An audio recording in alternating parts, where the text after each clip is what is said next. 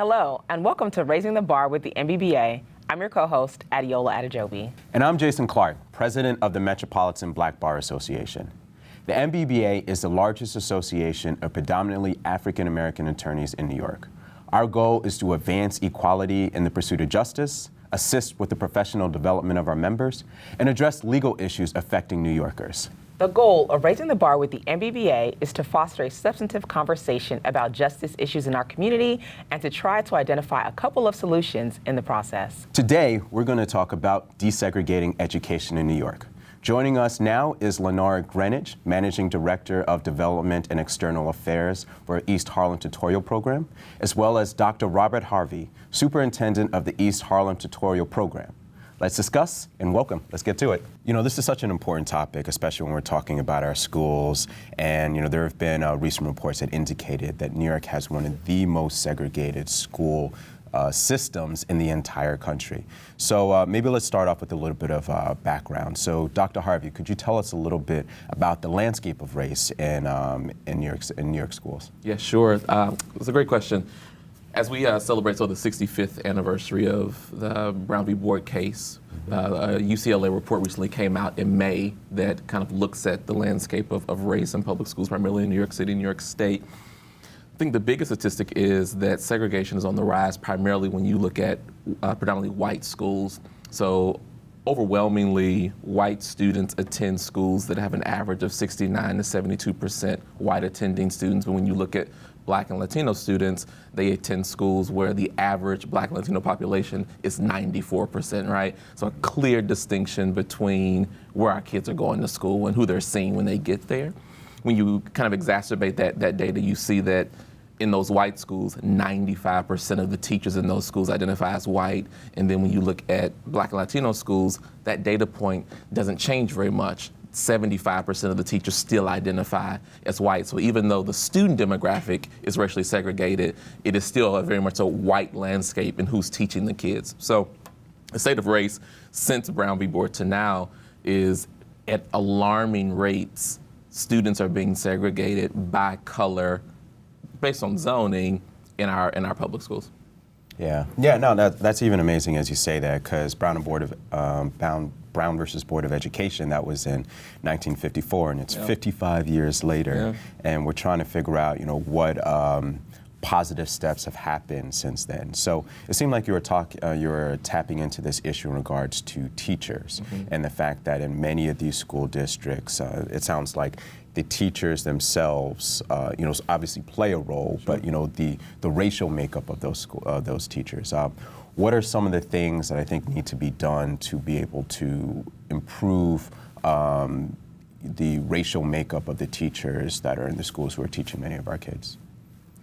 Yeah, so I think one of the primary areas, and I think Linara will touch on this more, is this idea of how we're doing teacher preparation and thinking about that when we look at the landscape of teacher prep programs and how teachers are being educated and prepared to go into classrooms, there are major gaps in the higher education landscape around what teacher preparedness looks like, and then the pipeline of getting teachers into high quality, high paying jobs in public schools because of the barriers of certifications, the cost of exams, the way that standardized tests are set up to even sit for certification. And we have to begin to have a real serious conversation around what teacher prep looks like in order to ensure that there is an equitable landscape for Black and brown folks to compete for high quality teaching jobs in public spaces.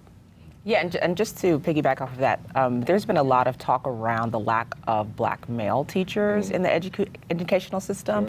Can you talk a little bit more about what are some of the solutions that you see to resolve that issue?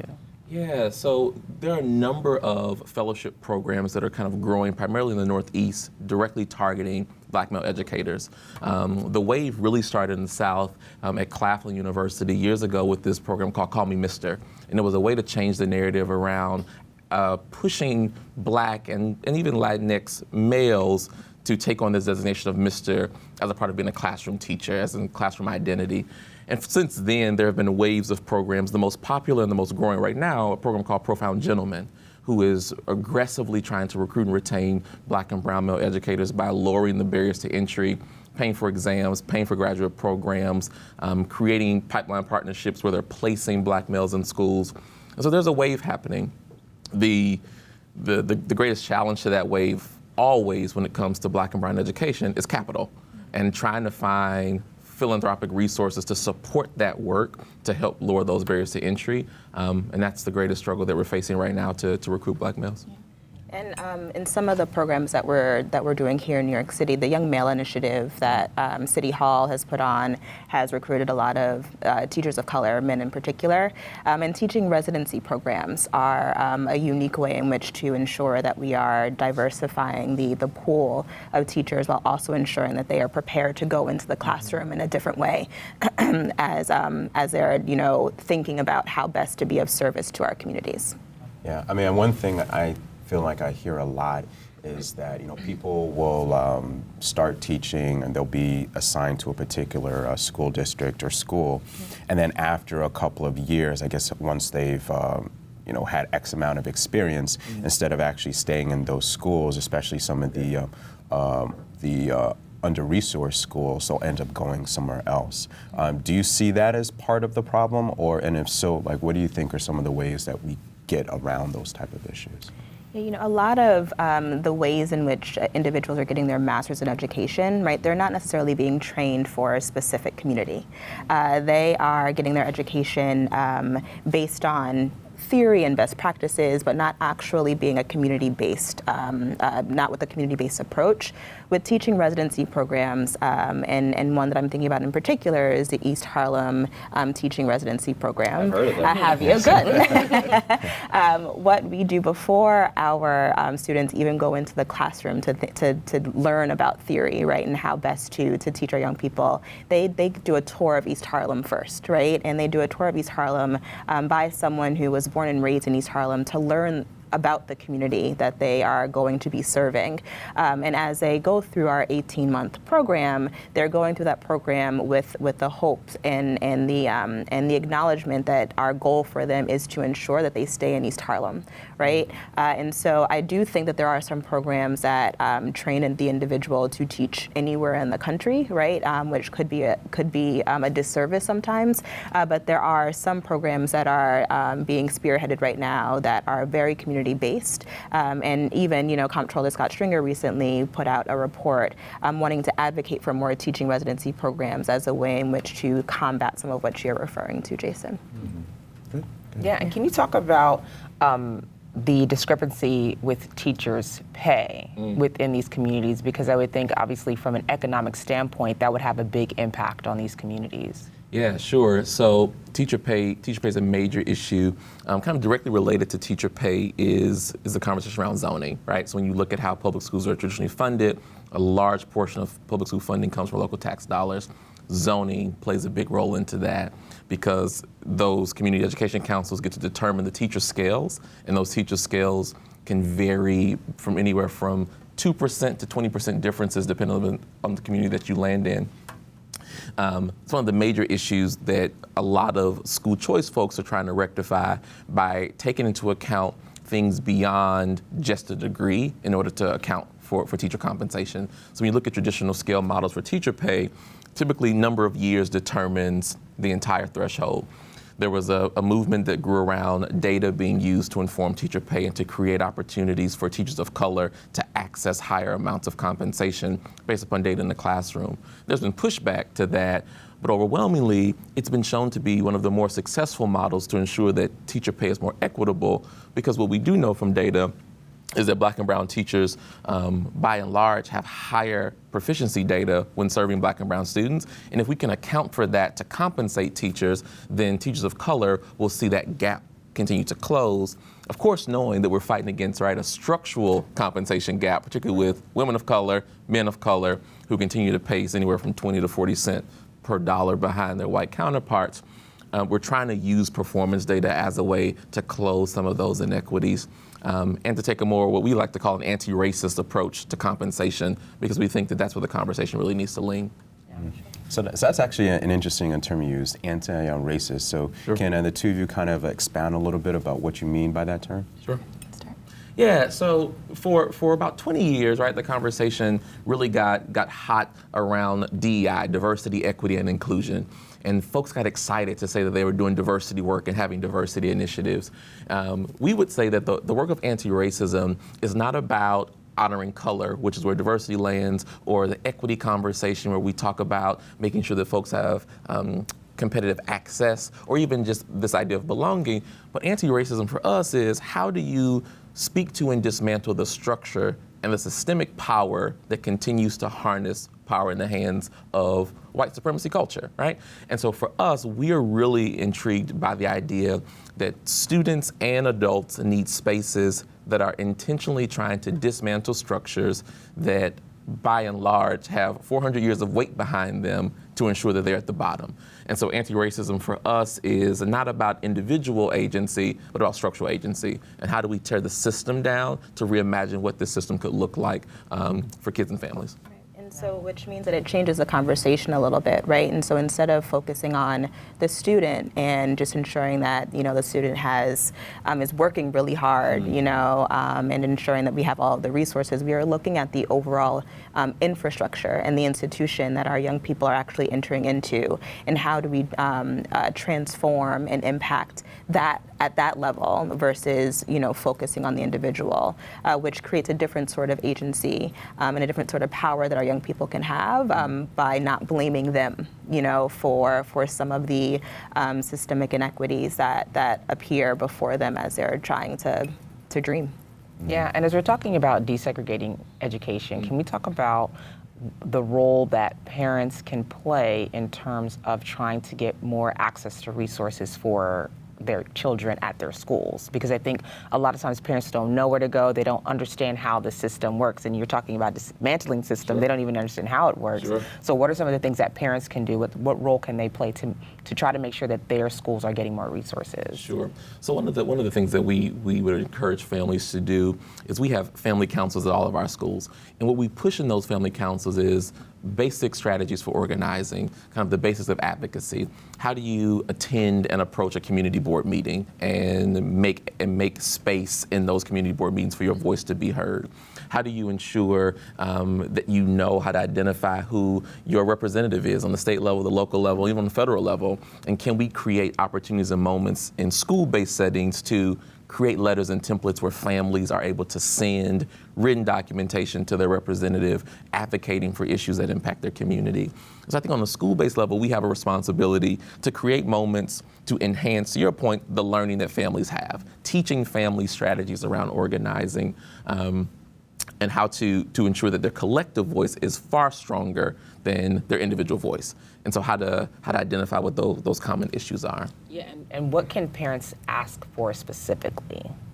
Sure. So I think one of the best things parents can ask for is, first of all, for clarity, asking for how federal title money is being spent and allocated, getting a picture of it, right?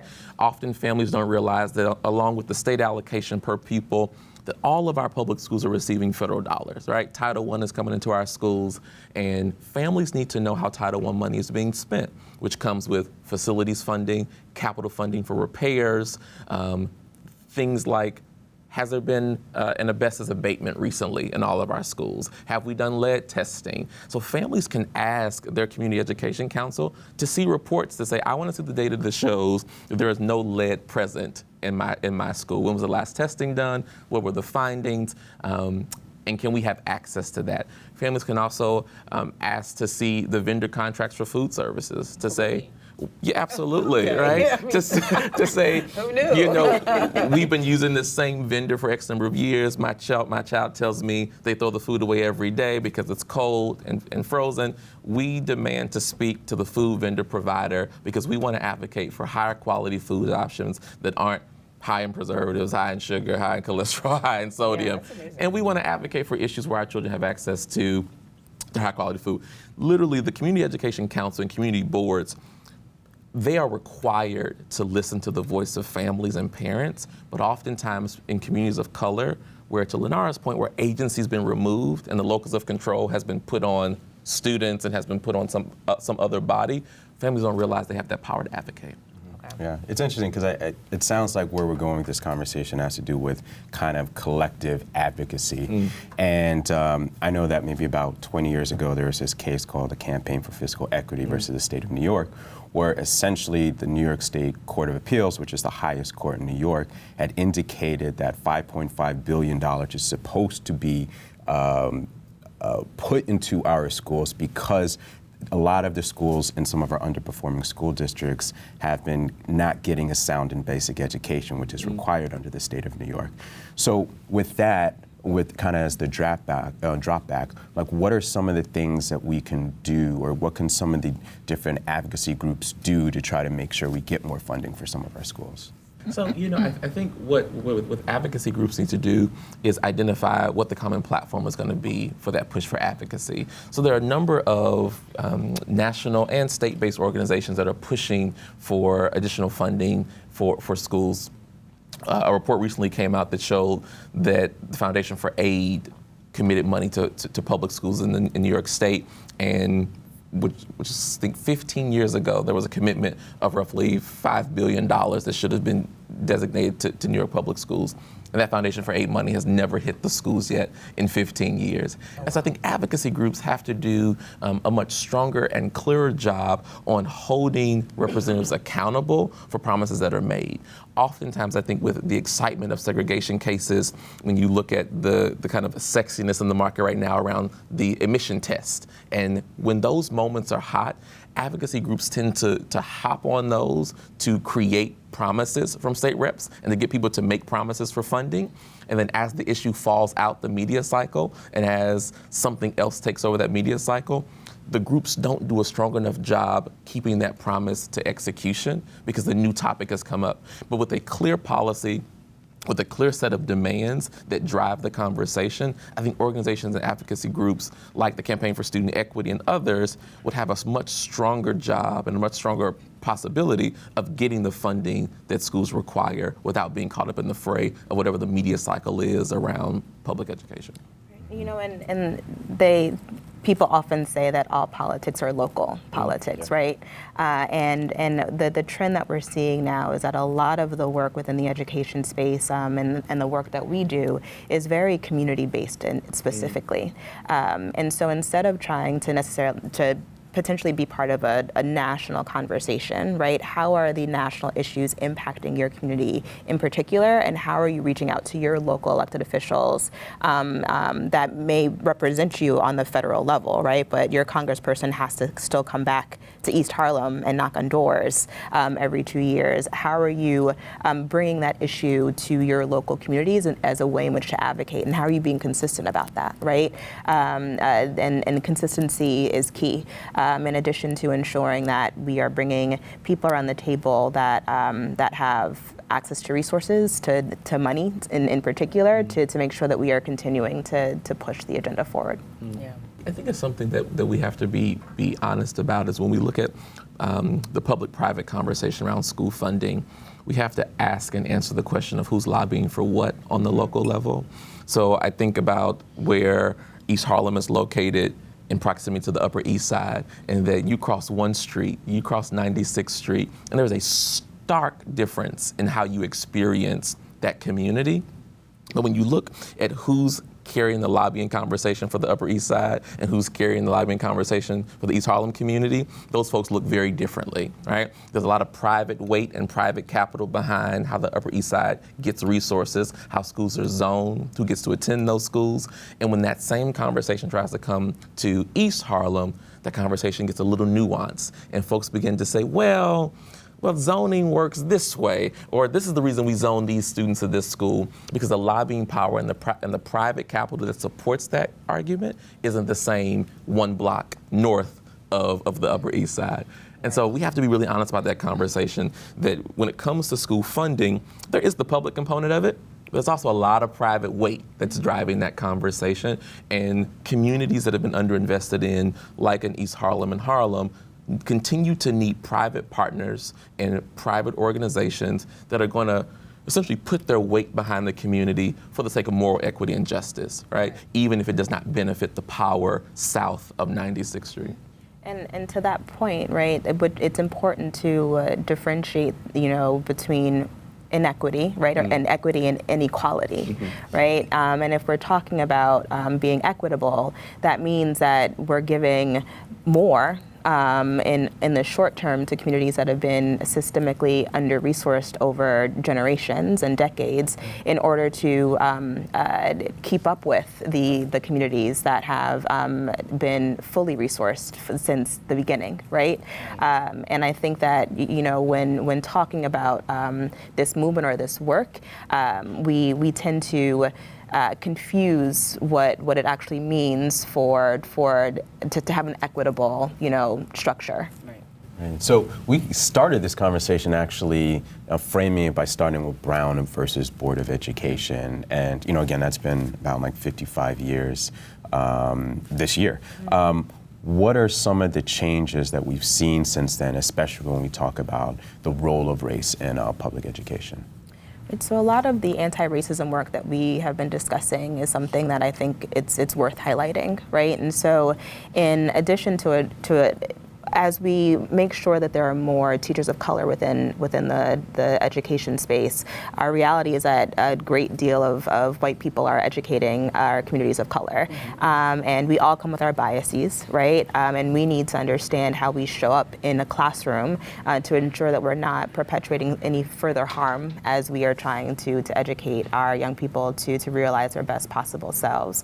And so with this anti-racism training that we're doing, we are having really difficult conversations with adults first, right, to ensure that that the adults that are responsible in creating safe spaces for our young people understand what race and racism is, how it shows up within our communities, how we as individuals may be part of that of the issue around race and racism, so that when we are within a classroom, we are being more thoughtful with the makeup of the classroom, right? And Rob can speak more to that, but how are we ensuring that the photos that we have on the walls reflect the young people that that are within the classroom learning, right? So that they're seeing themselves. How do we ensure that we're not just making sure that we are teaching for our young people to memorize things, but we're actually, making education fun and using it as a way in which to liberate.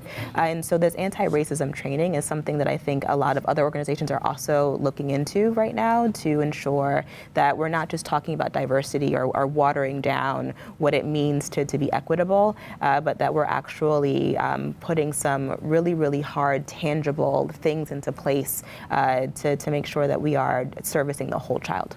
I think one of the great successes of Brown, though there are many that are not successes from the Brown legislation, is that we have, because of this commitment to anti-racism in the classroom and in developing students, we have a kind of a generation of students who are willing to call systems out on the promises that were made in 1954. And I think that is a success, right? That we have students and scholars who are willing to demand that something be done in their schools in a way that I don't think we haven't seen since the 60s, 70s movement when black folks were collectively organizing to make demands of governmental structures.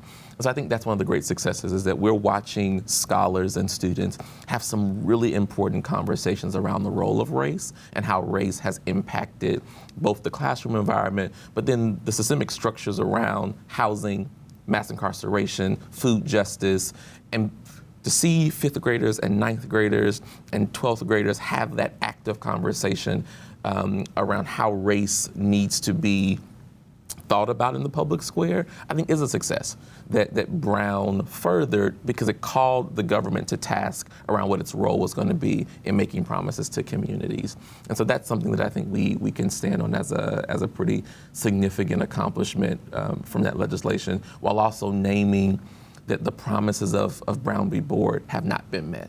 And in many ways, we're running the opposite direction from the primary promise, which was that schools cannot be segregated by race and they cannot be institutionally unequal. And so the core promise has not been met, but I think the catalyst from that promise has created a community conversation that we need, that's being led by young folks who want to make stake for themselves in and around their own community. Yeah, and we're talking about overall impact of this. You know, can you talk about where do you see this going if things stay the same, as opposed to going in a more positive direction? Yeah, sure. So I think one of the data points that we're looking at of where this is headed is if you look right now at the acceptance rate of Black and brown students into higher education, and then more importantly, the timeline to get that first job. That's one of the directions that we're seeing that's going to cause some great challenge for school communities if we don't modify some things quickly around systemic power.